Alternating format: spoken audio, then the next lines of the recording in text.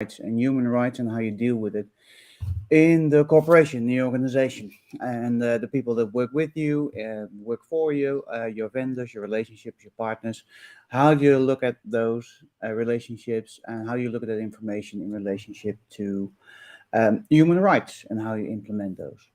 Let's have a look at human rights. The topic itself, what it covers. The topic itself covers a lot of areas that you need to be aware of in your organization to make sure that you're approaching it in the right way. So what we're looking at here are all the subtopics that we're covering here. If you've seen my presentations before, my videos before, you know what we're looking for.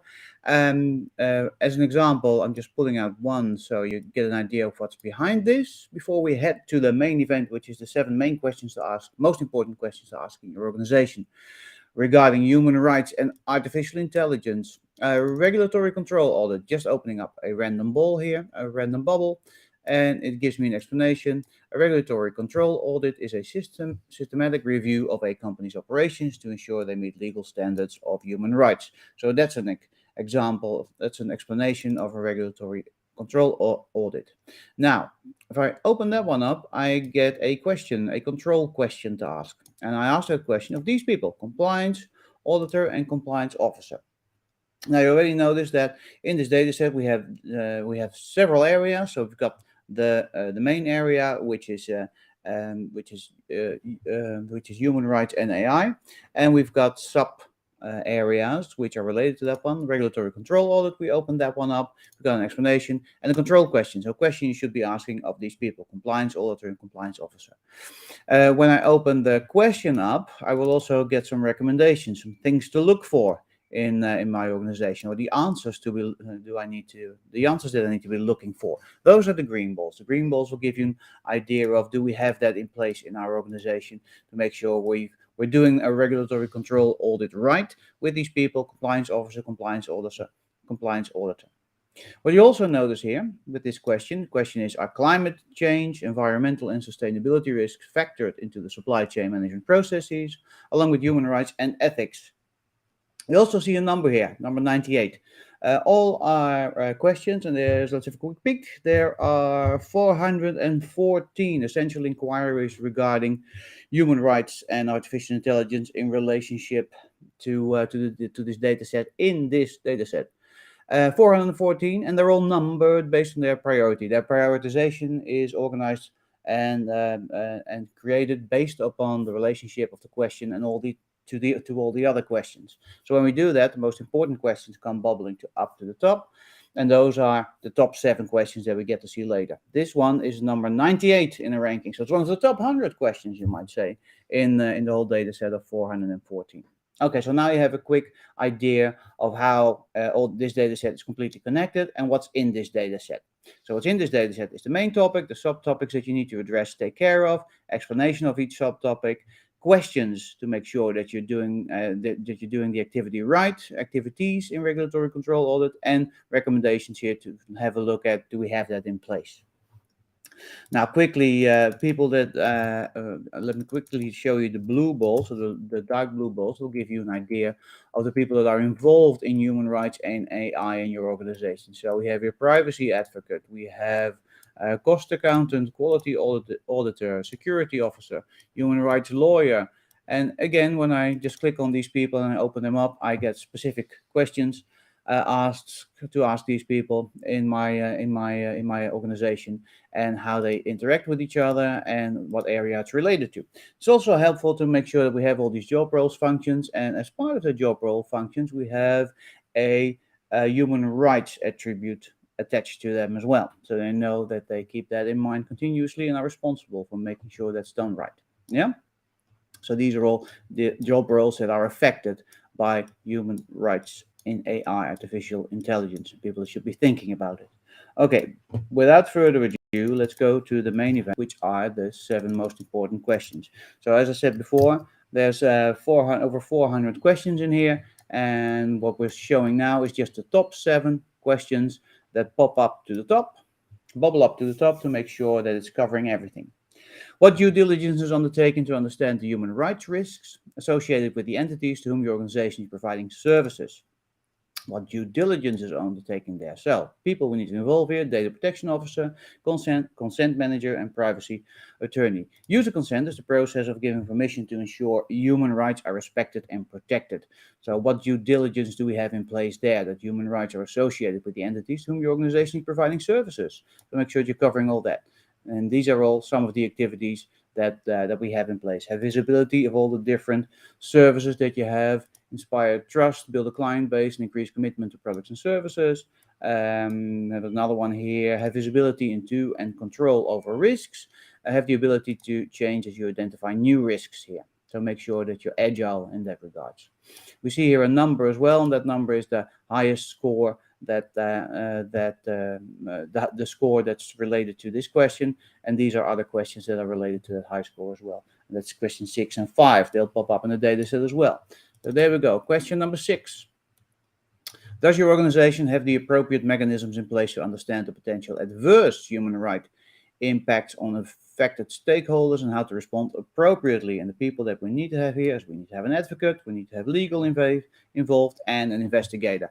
And then we have human rights impact is the set of measures used to assess how human rights are being respected and enforced. So that's the impact that you're looking for here. What are the mechanisms that you have in place? Know the difference between the different types of data exchange and reporting mechanisms that you have in place. Have enough support teams or status of support mechanisms. What else do we have here? Have the capacity to identify the mechanisms that you have in place and rate the effectiveness of these targeting mechanisms. Make sure that you're doing all that to ensure that you can do this. Does the organization have the appropriate mechanisms in place to understand the potential adverse human rights impact on affected stakeholders and how to respond appropriately? Important question to ask. Question number 5. Has your organization developed a human rights due diligence process to implement its policy commitments and assess its impacts? And again, here we see the same people popping up here: advocate, legal, and investigator, to make sure that we have that. And these are the activities that we then have to deal with to make sure that we're doing that in the right way. And it's related as well to this one here: human rights impact, the impact of human rights. Question number 4. Got 4 to go. Does your organization, let me zoom into this one, conduct human rights impact assessments on processes for policy enforcement, targeted advertising, and algorithmic decision-making systems? So your AI that you're building, does your organization conduct human rights impact assessment? So make sure that you do that actually. Have the impact analyst in place there, data analyst and policy researcher. Have mitigation plans in place for when you find impact, solve for your clients. Know you can avoid fraud perpetration and reduce their impact. Monitor the use or have ongoing statistics to show what the impact is. Really down-to-earth activities that you need to have in place with these people to make sure that you conduct human rights impact assessments. And the human rights impact is a set of measures used to assess how human rights are being respected and enforced. So can you deliver transparency in that regards? Do you have a set of KPIs that you can measure and show exactly what you're doing there?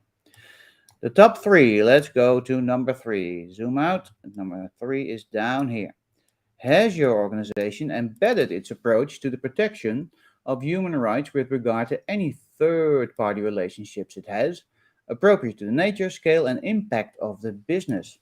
So a group is an organized assembly of individuals who share common interests, benefits, or experiences or beliefs that work together to promote human rights.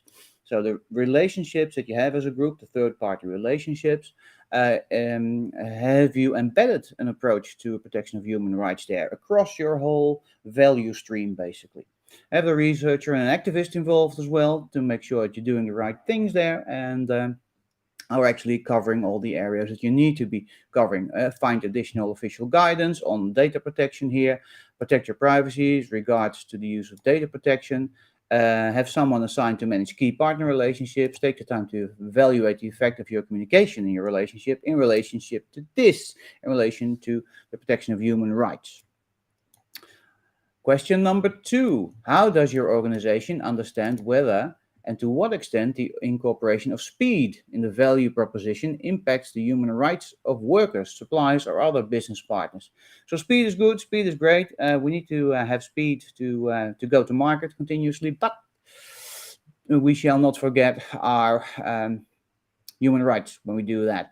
Have the change manager involved there to make sure that we're continuously watching that. Solution architect, project manager, do this before debriefing to help speed it up. Take the time to slow down to speed up. Have a compelling channel product value proposition. Deliver the right outcomes at the right speed. Manage data streaming in real time rather than processing historical data in batches to speed it all up. So those are some suggestions and recommendations to make sure that you're doing this, that you're managing the speed of delivery of your organization without um, getting your eye off the ball of human rights, without losing sight of human rights. Have that actually embedded in all your activities. That's what we're doing here. Now let's have a look at number one. Does your organization have processes in place to identify risks, to identify and assess adverse human rights risks and impacts arising in its supply chain? Does your organization have processes in place to identify and assess adverse human rights risks and impacts arising in its supply chain? Again, that's across the whole supply chain. So where do you source your material from? Where does your product end up in the end, or service end up in the end after use? So the whole value chain, you need to have that in there. So what we have here, the people that we have involved here are, we have an advocate here, and and what we're looking for here is, let's drag it out a bit so I can see what's going on here. Dragging it out. We're looking for receive regular reports on fraud risks. We're looking for implement continuous monitoring over the system lifecycle and supply chain. So you're looking for your lifecycle of your products and services, how you're dealing with that from its inception to its getting rid of it. Make new competency model make a constitution to be the foundation for all people that are involved in all the processes. So how do we deal with this? Have a constitution for that. Have a robust, well-documented program to monitor risks here. And cyber risk is here an example.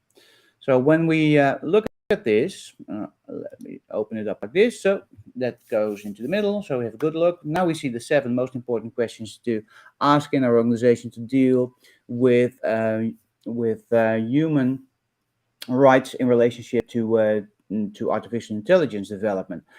The main message that we see here is that you need to make sure that you cover your whole value stream, you cover your whole supply chain. So everything, not just you as an organization, but everything that you touch and everything that touches you needs to be involved in dealing with human rights across your whole supply chain in the delivery of your products. That's the main message here, and it conveys it in those 7 most important questions that's being asked here. And what we see here, what I like about this, so every question has a main keyword that pops out of it, and they all have the same one here. That's the yellow box, human. And I like keeping that in the center, human. Think about yourself, think about how you would like to be treated, and treat others and your clients and vendors and everyone around you in the world like you would like to be treated. With that, I leave you for today. These are the 7 most important questions to ask in relationship to human rights, specifically when you're dealing with artificial intelligence. Make sure that you're doing that the right way. And I always like to end with a big bang, and the big bang is this one. And then, as you might know, this big bang takes a while to build. What we're getting here is the complete information that's in this data set, all the data that's in this data set. The data set has 242 human rights functions and their responsibilities, so all the job roles that are touched by human rights and artificial intelligence, and that you need to incorporate human rights elements in. And those are all the dark blue balls that we see on our screen here. 414 essential inquiries regarding human rights.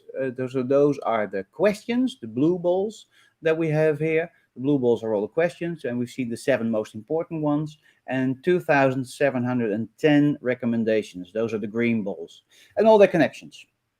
And the orange balls, they are the explanations of all the main areas that we're covering here surrounding human rights for artificial intelligence. With that, I thank you for today.